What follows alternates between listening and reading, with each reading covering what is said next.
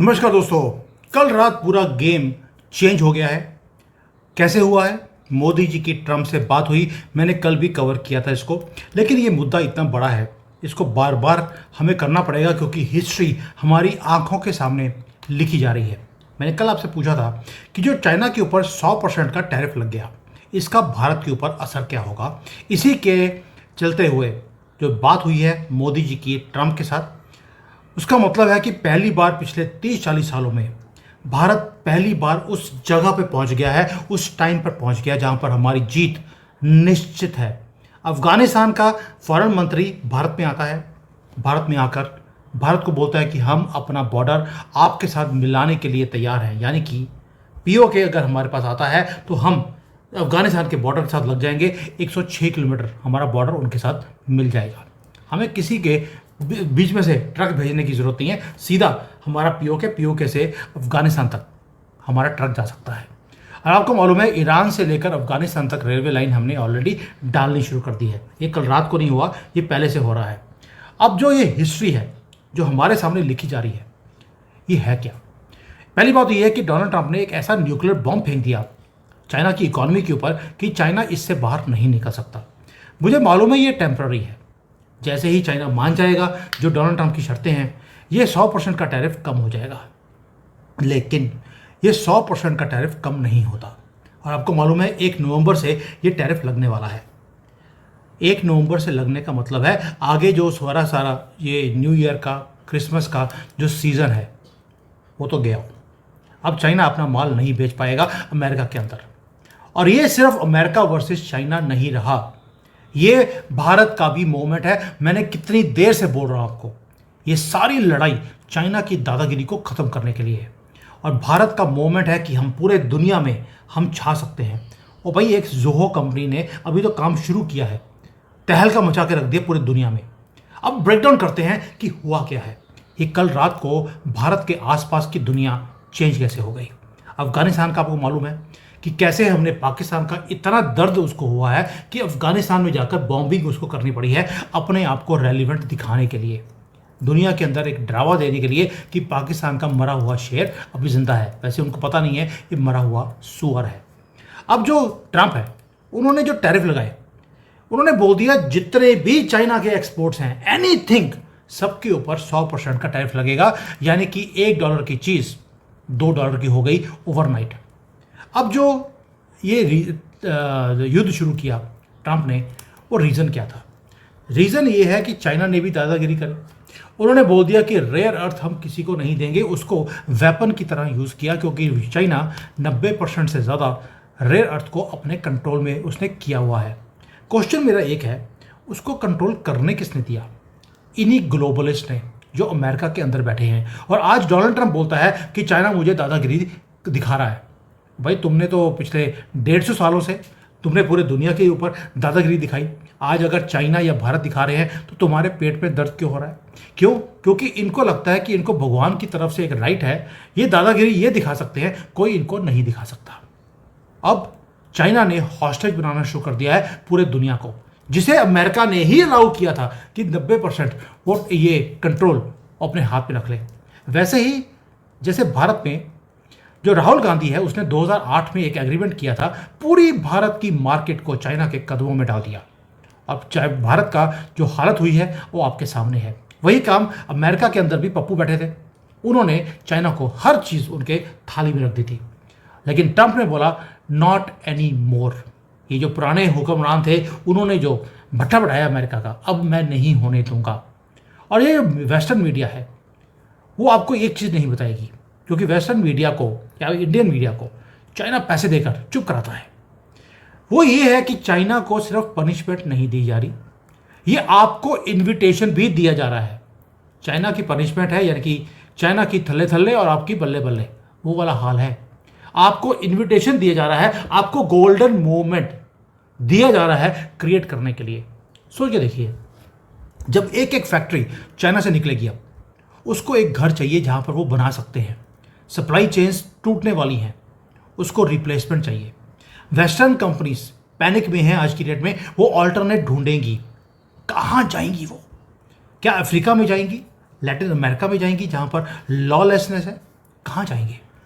उन्होंने ऑलरेडी जो south Asia की कंट्रीज़ हैं, वियतनाम है, कंबोडिया है, इन सबको ट्राई करके देख लिया। वहाँ पर ना तो इंजीनियर्स हैं, ना ही वहाँ पर वो एटमॉस्फेयर है जहाँ पर मैन्युफैक्चरिंग हो सकती है। सिर्फ भारत है जो इस गैप को भर सकता है। हमारे पास वर्क फोर्स है, हमारे पास 1.4 बिलियन लोग स्ट्रॉन्ग जो हमारा वो है डेमोग्राफिक लोग हैं वो हमारे पास है। हमारे पास इंफ्रास्ट्रक्चर है जो पिछले 10 साल में हमने बनाया।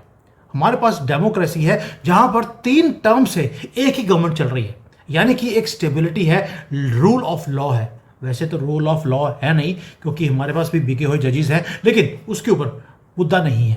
कहने को तो हमारे पास सुप्रीम कोर्ट भी है। एंड मोस्ट इंपॉर्टेंटली हमारे पास मोदी जी हैं जिनके पास अगले 25 साल का विजन वो बनाकर बैठे हैं। चाइना जब दुनिया के साथ बंटे खेल रहा था, मोदी जी चेस खेल रहे थे। चेस खेलते खेलते सोच कर उन्होंने एक एक चीज को प्रिपेयर किया है, जिसका नतीजा आज आप देख रहे हैं। प्रोडक्शन लिंक्ड इंसेंटिव जब हमने दिए, उसके कारण मेक इन इंडिया सक्सेस हो गया। उसके साथ में जो ईज ऑफ डूइंग बिजनेस का रिफॉर्म्स करने थे वो भी हमने किए। अब उसका डिविडेंड हमें आज मिल रहा है कि अमेरिकन कंपनीज को लाख मना करने के बाद भी वो अब चाइना को छोड़कर भारत में आ रहे हैं। और यही मोदी जी की जीनियस एक जीनियस मूव भी था, जिसको मैं हमेशा मास्टर स्ट्रोक बोलता हूँ, कि भाई उन्होंने एक तो भारत के अंदर इंफ्रास्ट्रक्चर बनाकर ईज ऑफ बिजनेस कर दिया और रिफॉर्म्स कर दिए। दूसरा हमने एक काम और किया जो कि बेहतरीन है। मैं कहता हूँ कि ऐसा किसी और प्रधानमंत्री ने कभी किया ही नहीं। हम अमेरिका के कभी बहुत ज़्यादा क्लोज नहीं आए। डोनाल्ड ट्रंप जब पहले टर्म थी, we came little bit close to him, लेकिन हमने देख लिया कि ये विश्वास के लायक ये कंट्री नहीं है।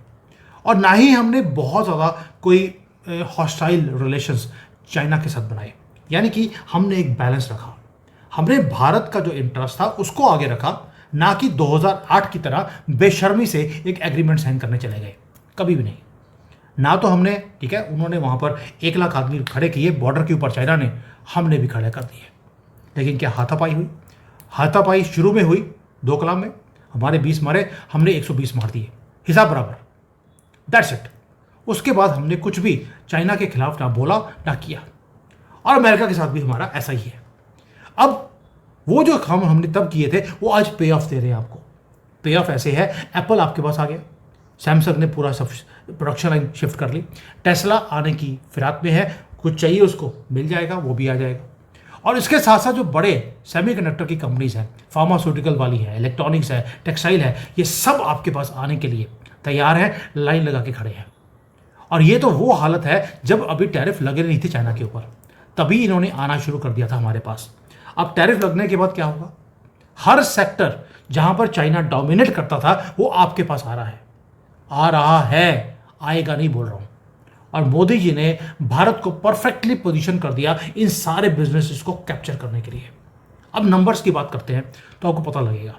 चाइना ऑलरेडी 1.2 ट्रिलियन डॉलर्स की एक्सपोर्ट करता है अमेरिका को। कितना? 1.2 ट्रिलियन डॉलर्स। और ये जो सारे के सारे गुड्स हैं अब अनकंपेटिटिव हो जाएंगे। उस गैप को भरेगा कौन?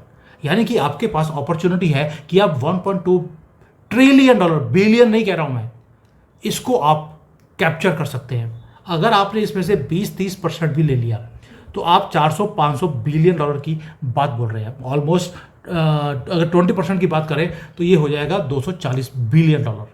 ये आप पकड़ सकते हैं एक साल में, जिसके कारण हमारे यहाँ पे जॉब्स भी क्रिएट होगी, भारत की कंपनियां ग्रो भी करेंगी और हमारी जो यहाँ पर प्रॉस्पेरिटी है वो भी आएगी। आपको सिर्फ 20% ही तो लेना है चाइना का शेयर, उसका कम हो रहा है, आप पकड़ लीजिए। और ये है वो अपॉर्चुनिटी जो हमारे अगली पीढ़ी के लिए वेल्थ क्रिएशन का काम करेगी रियल टाइम में। ये अपॉर्चुनिटी है जो हमारे सामने आ गई। यानी कि ये तो सोने पे सुहागा है।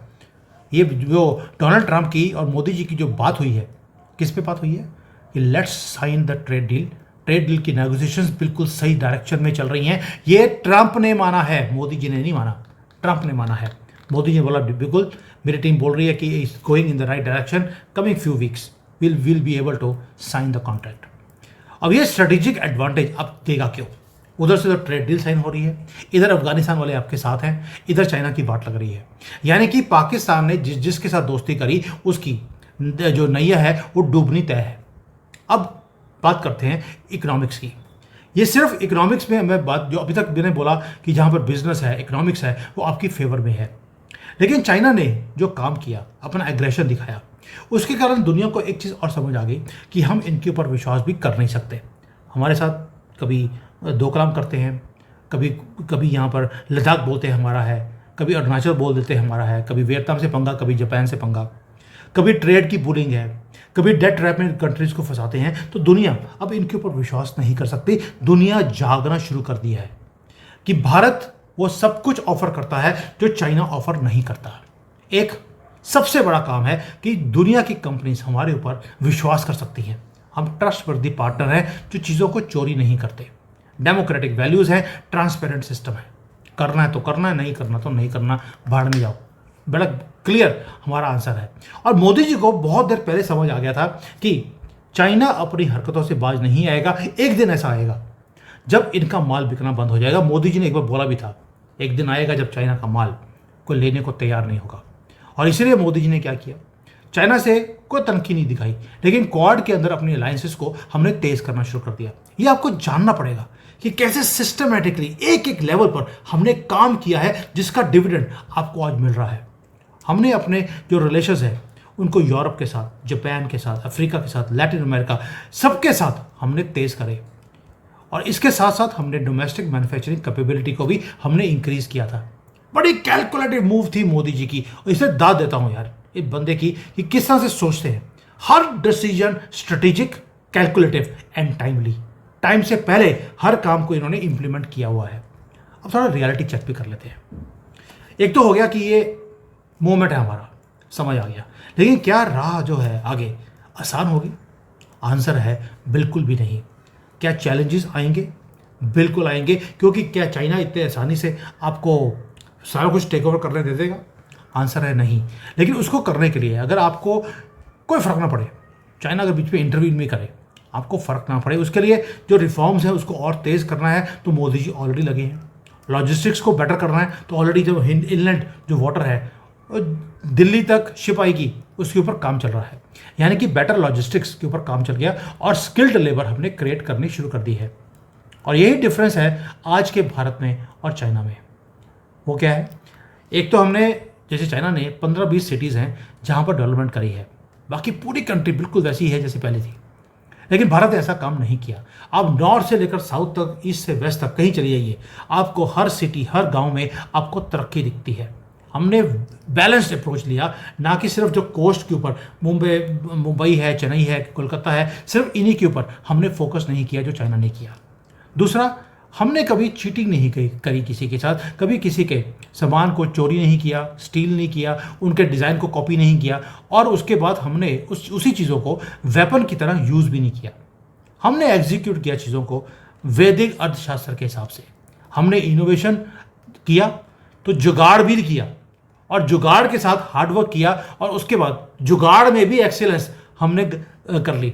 और जोहो कंपनी जो है, एक गांव के बच्चों को लेकर उसने दुनिया को हिला के रखा है। इसको बोलते हैं भारतीय जुगाड़, और इसीलिए आज एक्सेलेंस भी है जुगाड़ के कारण। इसे कोई बीट नहीं कर सकता। तो ये जो इंडियन स्पिरिट है कि हमने अब ग्लोबल कंपनीज को क्रिएट करना शुरू कर दिया फ्रॉम ज़ीरो, और जो ग्लोबल कंपनीज ऑलरेडी थी उनको भी हम आगे लेके आने के लिए हमारे ही सीईओज वहाँ पर बैठे हैं। तो आप देखिए, ये है भारत का मोमेंट। मैं अभी बोल रहा हूँ, ये भारत का मोमेंट है। इस डेट को 11 अक्टूबर को अपने दिमाग में बिठा लीजिए। ये वो दिन है जहाँ पर भारत का बल्ले बल्ले हुई थी, और चाइना का जो एम्बिशन था वो क्रश हुआ था। क्रश भी हुआ था और क्रैश भी हुआ है। और अगर 11 अक्टूबर को मैं अगर डिफरेंटली देखूं, तो भारत की जो सेंचुरी है उसका दिन 11 अक्टूबर 2025 से वो शुरू हो गया। इतना बड़ा मूव है। अगर ये 100% टैरिफ कहीं परमानेंट रह गया या 6 महीने के लिए रह गया, मैं आपको गारंटी दे सकता हूँ चाइना के टुकड़े हो जाएंगे। इतनी बुरी हालत है इनकी। ये 100% टैरिफ की मार ये चाइना सहन नहीं कर सकता, और इसको अगर कोई बचा पाएगा वो सिर्फ भारत है। अब भारत नेगोशिएट कैसे करेगा इनके साथ, या मोदी जी पे छोड़ दीजिए कि बाकी सारा कुछ वो कर सकते हैं। चाइना कौन से खेत की मूली है।